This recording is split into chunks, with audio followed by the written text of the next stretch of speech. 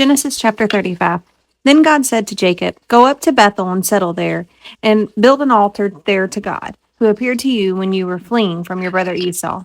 So Jacob said to his household and all who were with him, "Get rid of the foreign gods you have with you, and purify yourselves and change your clothes. Then come, let us go up to Bethel, where I will build an altar to God, who answered me in the day of my distress, and who has been with me wherever I have gone." So they gave Jacob all the foreign gods they had and the rings in their ears, and Jacob buried them under the oak at Shechem. Then they set out, and the terror of God fell on the towns all around them, so that no one pursued them. Jacob and all the people with him came to Luz, that is Bethel, in the land of Canaan. There he built an altar, and he called the place El Bethel, because it was where God revealed himself to him when he was fleeing from his brother. Now Deborah, Rebekah's nurse, died and was buried under the oak outside Bethel, so it was named Allon Buckoth. After Jacob returned from Padan Aram, God appeared to him again and blessed him. God said to him, "Your name is Jacob, but you will no longer be called Jacob. Your name will be Israel." So he named him Israel. And God said to him, "I am God Almighty. Be fruitful and increase in number. A nation and a community of nations will come from you, and kings will be among your descendants. The land I give Abraham and Isaac I also give to you, and I will give this land to your descendants after you." Then God went up from him at the place where he had talked with him. Jacob set up a stone pillar at the place where God had talked with him, and he poured out a drink offering on it. He also poured oil on it. Jacob called the place where God had talked with him Bethel. Then they moved on from Bethel. While they were still some distance from Ephrath, Rachel began to give birth and had great difficulty.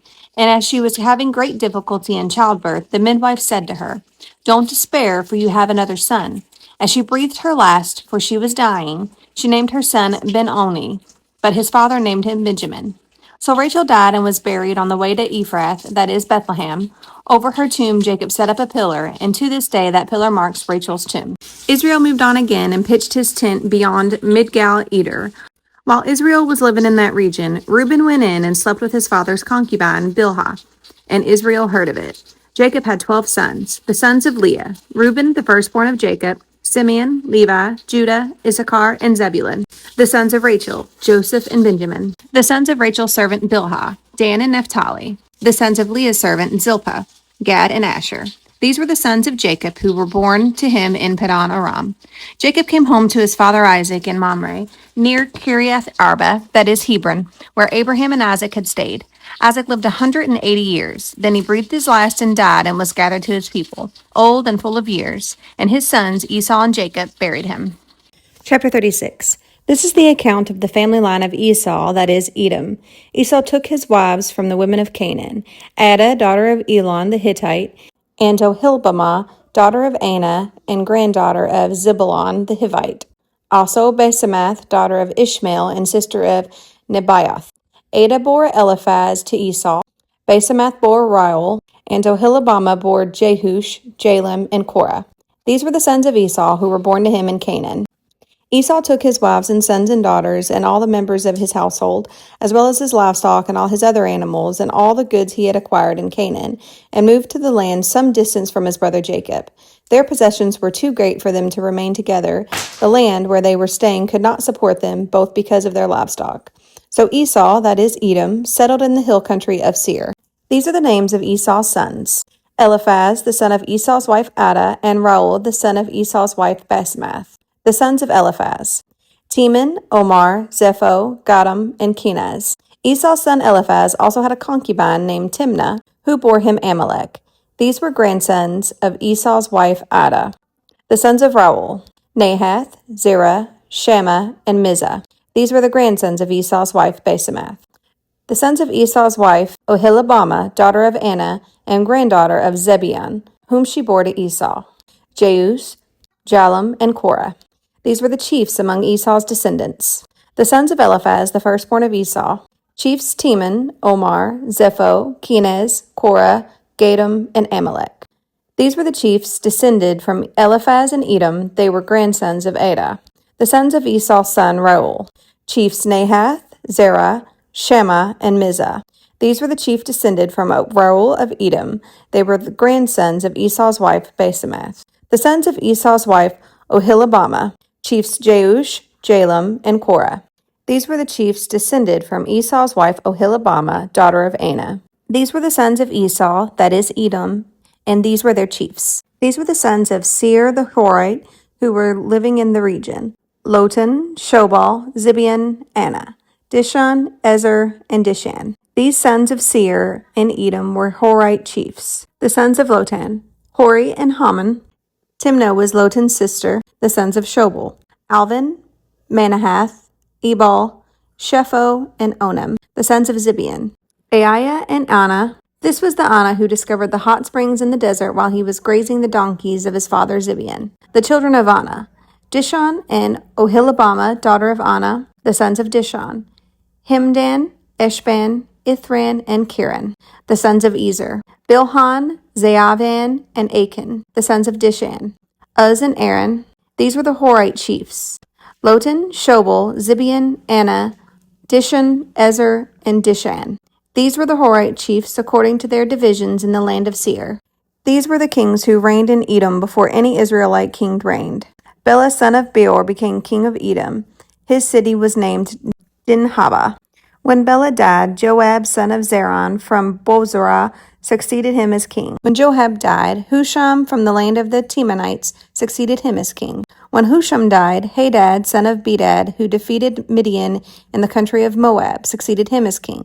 His city was named Avith. When Hadad died, Samlah from Masrekah succeeded him as king. When Samlah died, Shaul from Rehoboth on the river succeeded him as king. When Shaul died, Baal-Hanan, son of Achbor, succeeded him as king. When Baal-Hanan, son of Achbor, died, Hadad succeeded him as king. His city was named Pau, and his wife's name was Mehetabel, daughter of Matred, the daughter of Me-Zahab.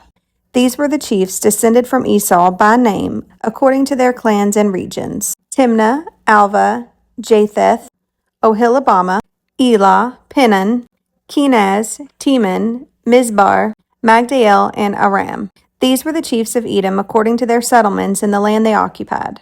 This is the family line of Esau, the father of the Edomites. Chapter 37. Jacob lived in the land where his father had stayed, the land of Canaan. This is the account of Jacob's family line. Joseph, a young man of 17, was tending the flocks with his brothers, the sons of Bilhah, and the sons of Zilpah, his father's wives, and he brought their father a bad report about them. Now Israel loved Joseph more than any of his other sons, because he had been born to him in his old age, and he made an ornate robe for him. When his brothers saw that their father loved him more than any of them, they hated him and could not speak a kind word to him. Joseph had a dream, and when he told it to his brothers, they hated him all the more. He said to them, "Listen to this dream I had. We were binding sheaves of grain out in the field when suddenly my sheaf rose and stood upright, while your sheaves gathered around mine and bowed down to it." His brothers said to him, "Do you intend to reign over us? Will you actually rule us?" And they hated him all the more because of his dream and what he had said. Then he had another dream, and he told it to his brothers. "Listen," he said, "I had another dream, and this time the sun and moon and 11 stars were bowing down to me." When he told his father as well as his brothers, his father rebuked him and said, "What is this dream you had? Will your mother and I and your brothers actually come to bow down to the ground before you?" His brothers were jealous of him, but his father kept the matter in mind. Now his brothers had gone to graze their father's flocks near Shechem, and Israel said to Joseph, "As you know, your brothers are grazing the flocks near Shechem. Come, I'm going to send you to them." "Very well," he replied.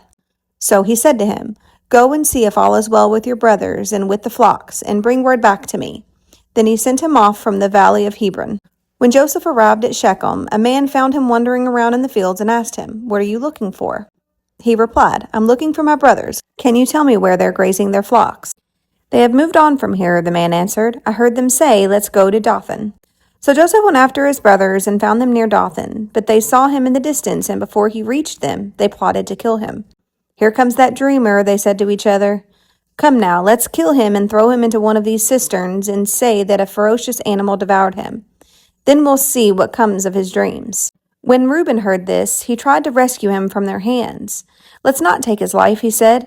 "Don't shed any blood. Throw him into the cistern here in the wilderness, but don't lay a hand on him." Reuben said this to rescue him from them, to take him back to his father.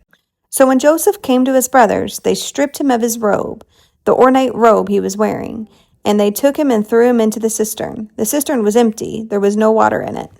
As they sat down to eat their meal, they looked up and saw a caravan of Ishmaelites coming from Gilead. Their camels were loaded with spices, balm, and myrrh, and they were on their way to take them down to Egypt. Judah said to his brothers, "What will we gain if we kill our brother and cover up his blood? Come, let's sell him to the Ishmaelites and not lay our hands on him. After all, he is our brother, our own flesh and blood." His brothers agreed. So when the Midianite merchants came by, his brothers pulled Joseph up out of the cistern and sold him for 20 shekels of silver to the Ishmaelites, who took him to Egypt. When Reuben returned to the cistern and saw that Joseph was not there, he tore his clothes. He went back to his brothers and said, "The boy isn't there. Where can I turn now?" Then they got Joseph's robe, slaughtered a goat, and dipped the robe in the blood. They took the ornate robe back to their father and said, "We found this. Examine it to see whether it is your son's robe." He recognized it and said, "It is my son's robe. Some ferocious animal has devoured him. Joseph has surely been torn to pieces." Then Jacob tore his clothes, put on sackcloth, and mourned for his son many days. All his sons and daughters came to comfort him, but he refused to be comforted. "No," he said, "I will continue to mourn until I join my son in the grave." So his father wept for him. Meanwhile, the Midianites sold Joseph in Egypt to Potiphar, one of Pharaoh's officials, the captain of the guard.